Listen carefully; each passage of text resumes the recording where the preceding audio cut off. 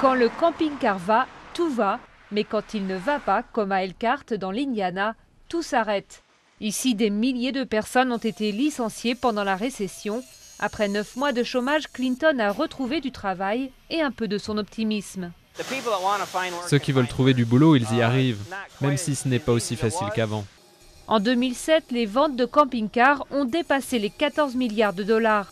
Mais 2 ans plus tard, les commandes ont chuté de moitié. Plusieurs usines ont dû fermer ou licencier. Le taux de chômage est grimpé à 20%.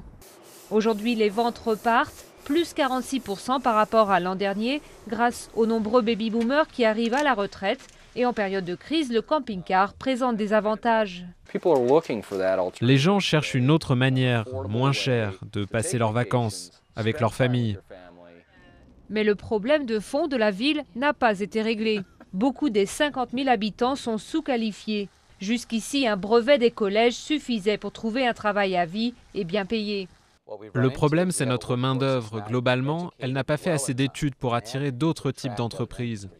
À Elkhart, la moitié des emplois dépendent du secteur du camping-car, ce qui laisse peu d'options aux chômeurs comme Fred. Embauché après 2 ans d'inactivité, il vient de reperdre son travail. Ils disent que la situation s'améliore, mais moi je ne trouve pas. La plupart des gens que je connais n'ont pas de travail ou ils en cherchent.